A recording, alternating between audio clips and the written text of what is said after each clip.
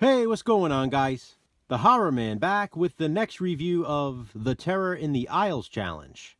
This time, Jason and I watched Nighthawks.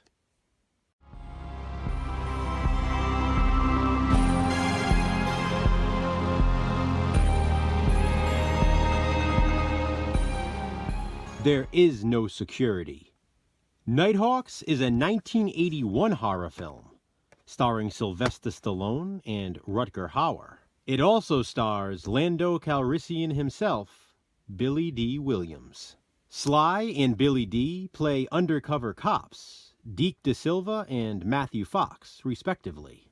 Rutger Hauer plays international terrorist Wolfgar. After blowing up a department store in London, Wolfgar makes a move to Paris.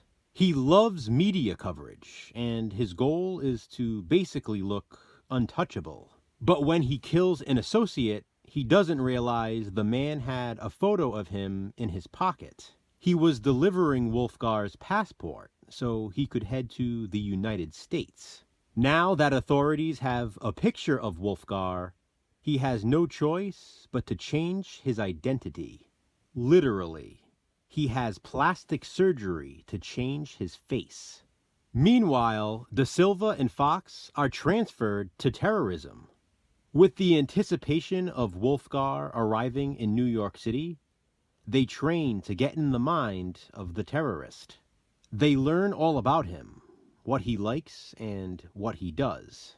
That includes meeting women in disco clubs, building relationships with them, and then using them to store his artillery where they live. Ultimately, it all ends the same way. He murders them.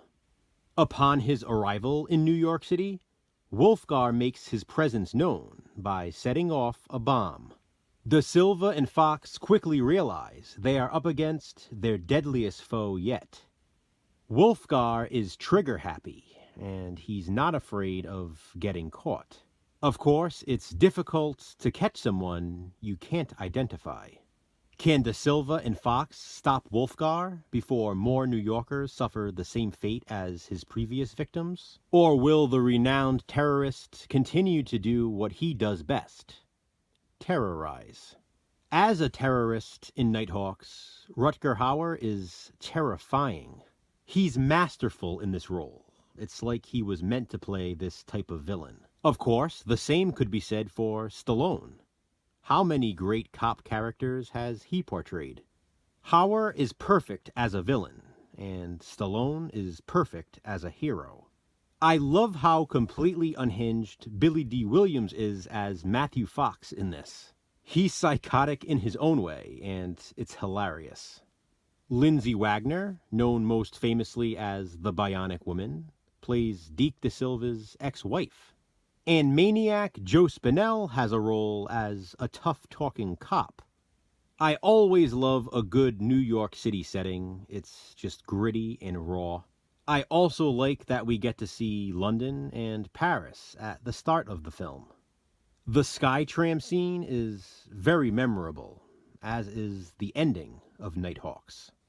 This is another one of those movies of which many scenes were featured in Terror in the Isles. In fact, that memorable ending I just mentioned is given away in Terror in the Isles. That's actually how I had learned about Nighthawks. I hadn't seen it beforehand. Watching the scenes featured in Terror in the Isles, though, I knew I had to track it down. Many others, it seems, had the same idea. I notice this is one that comes up often on message boards of people inquiring what movie the scenes are from. That's one of the things I love so much about Terror in the Isles. To this day, it's still fun seeing people describe scenes online, trying to figure out the films. Nighthawks is always a popular one.